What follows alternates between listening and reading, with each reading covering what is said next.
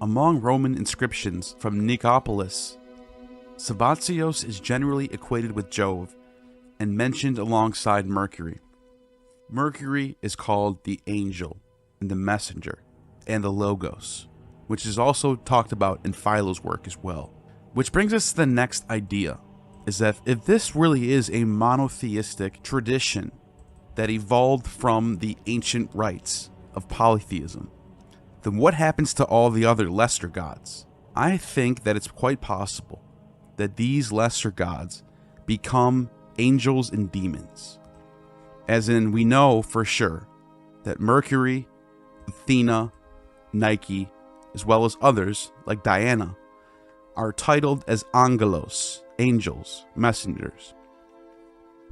And the other lesser deities, sometimes called daemons. That term daemon, which didn't necessarily mean evil deity, certainly became that way. As in Roman religion, there's the idea of lairs, which are spirits of the mortals who passed away.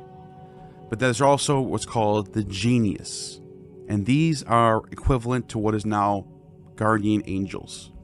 In ancient Roman religion, manes, manes, are the chthonic deities, sometimes represent the deceased loved ones. Here we have a 3rd century Christian tombstone that stands dis manibus, the spirits of the dead. So the same language is still being thrown around in these early Christian texts. Apuleius says, indeed, that the souls of men are daemons, and that men become lairs if they are good, lemures or larvae if they are bad, and manes if it is uncertain whether they deserve well or ill. He also states that the blessed are called daemones, because they are good souls, that is to say, good daemons, conforming his opinion that the souls of men are daemons. Could it be that these are the origins of people who go to heaven, people who go to hell, and people who go to purgatory?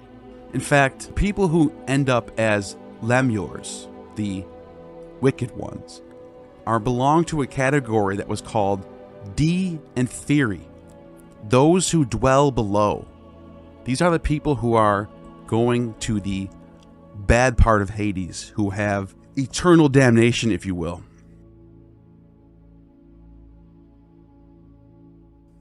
In Horus, a 1st century BC writer, you can see these ideas are already reflected in their common thought, where in his Ode to Mercury, he says, I call upon you, Mercury. You were the master who taught your pupil Amphion to move stones by singing, and upon you, tortoise so adept, to make 7-string sound. Let Lyde hear their crime, and also of its famous punishment, the vat of water, forever emptying through a leaking bottom, and the fate that awaits sinners in the underworld. So you have right there the imagery of a bottomless pit that is for sinners.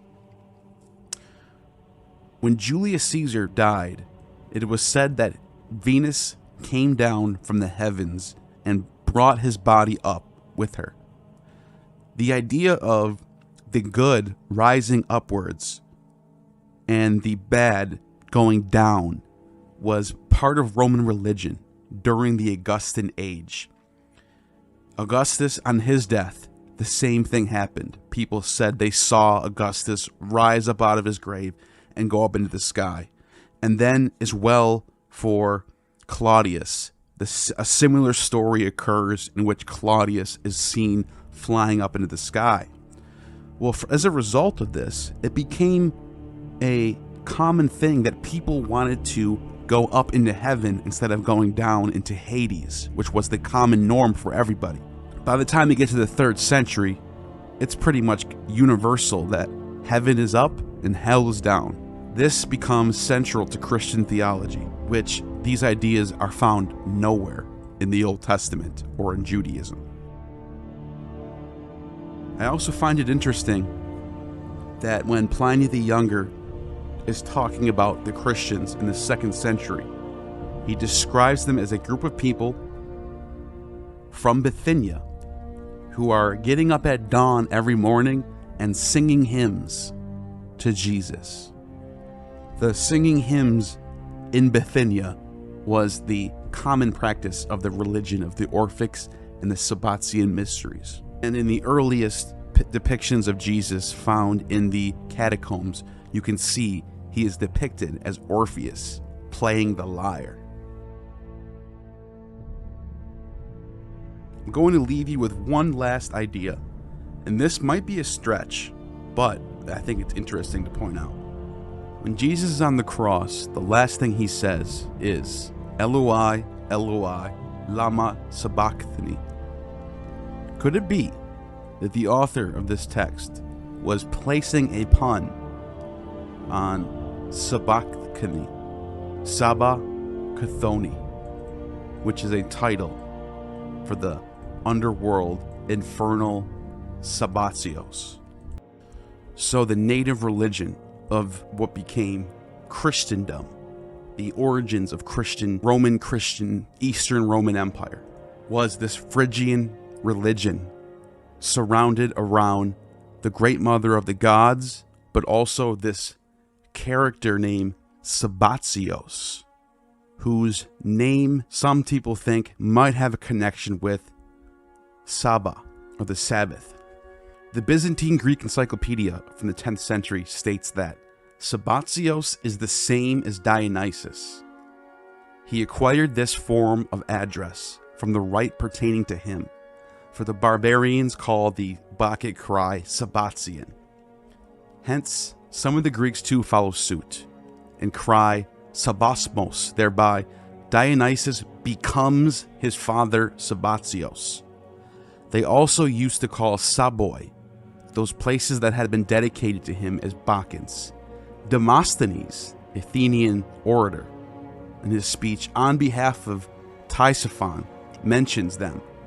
Some say that this Saboi is the term for those who are dedicated to Sabazios, that is, to Dionysus, just as those dedicated to Bacchus are Bacchoi. They say that Dionysus and Sabazios are the same. Thus, some also say that the Greeks called Bacchoi Saboi.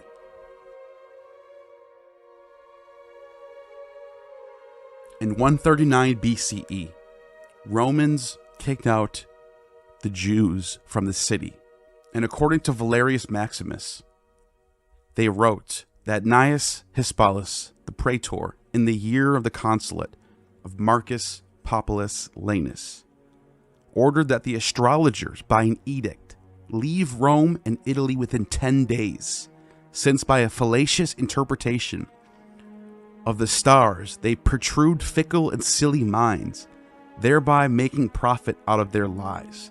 The same praetor compelled the Jews who attempted to effect the Roman custom with the cult of Jupiter Sabazios to return to their homes. Some of these Romans identified Yahweh Tsavaot, which is Yahweh, Lord of the Host, as Jove Sabazios.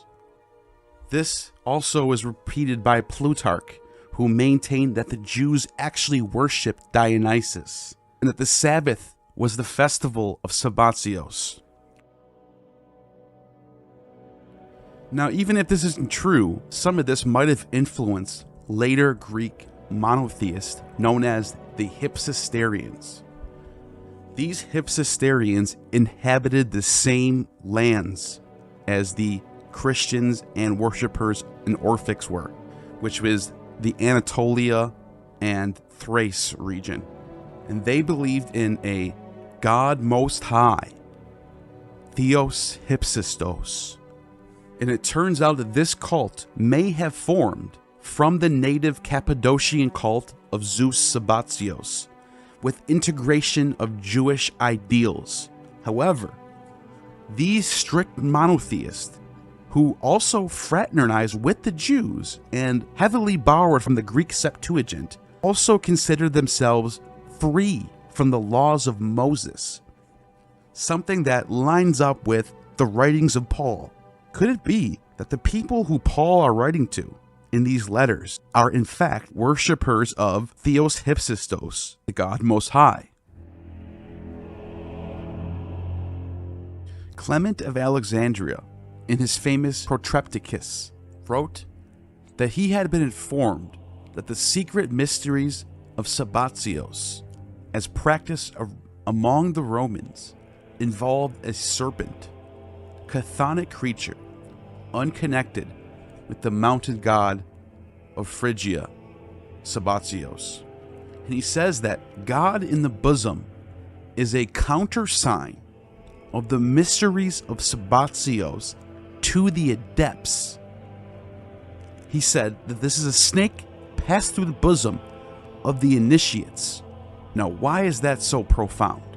Because the term God in the bosom from the Gospel of John in chapter 1, verse 18, it says that no man hath seen God at any time. The only begotten Son, which is in the bosom of the Father, he hath declared him. This would turn out to be one of the most important verses in the Bible for Trinitarian theology. The Father is in the Son, and the Son is in the Father. In the same way that Dionysus or Zagreus is inside of Sabazios or Zeus.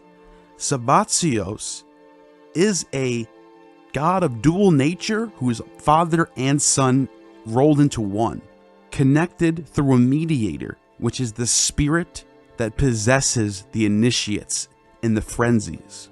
Sabazios, to the Roman world, mediated in large part through Pergamum. The naturally syncretic approach of Greek religion blurred distinctions. Diodorus of Sicily conflated Sabazios with the secret second Dionysus that only initiates know about, not found in any text, who was born of Zeus and Persephone.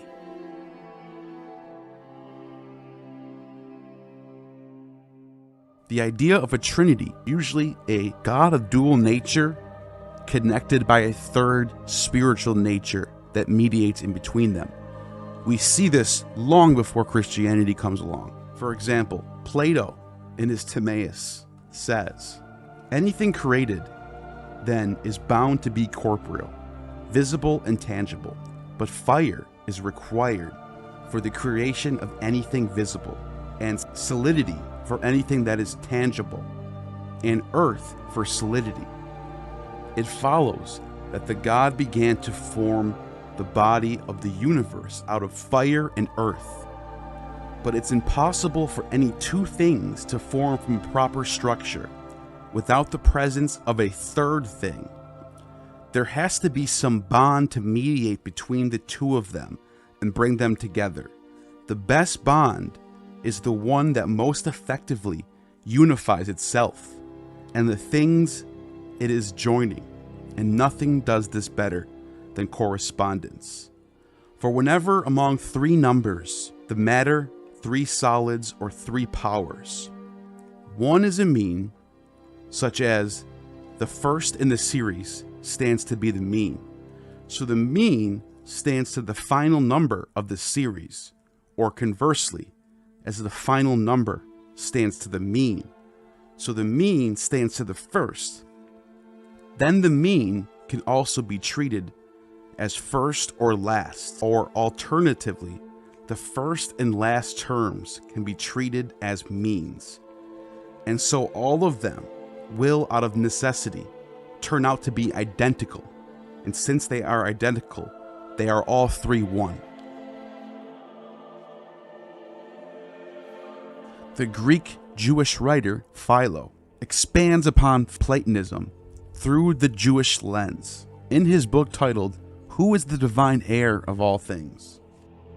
He says, but there are three kinds of life. The first life to God, the second with respect to the creature, and the third is on the borders of both, being compounded of the two others. For since the soul is spoken of in two ways, First of all, as whole.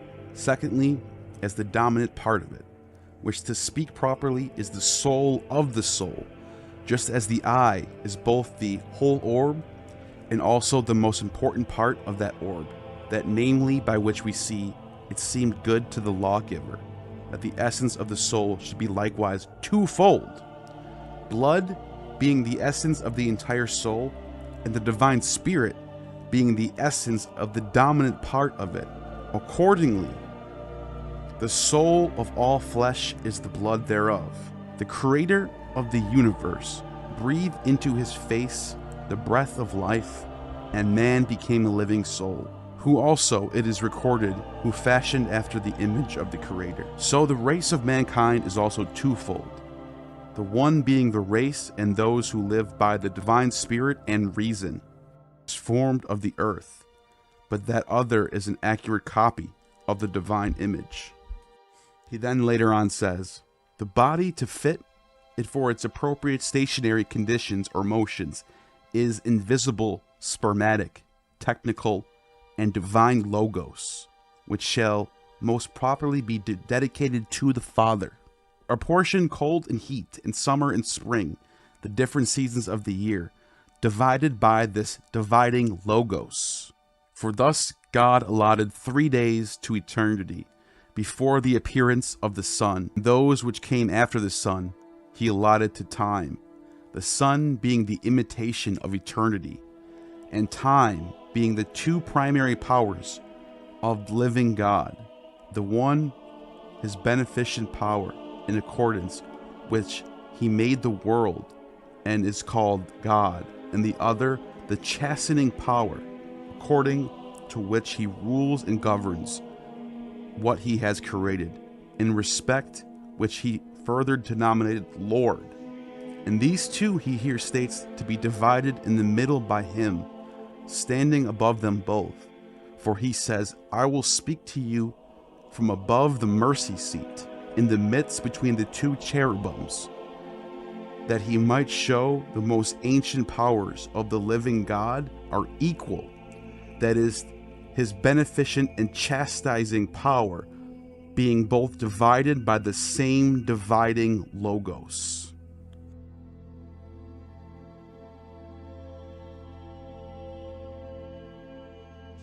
So in Philo, we have this Platonic idea of the monad having a twofold nature with a spirit to mediate between the two. This, to me, is what later is adopted as Trinitarian theology.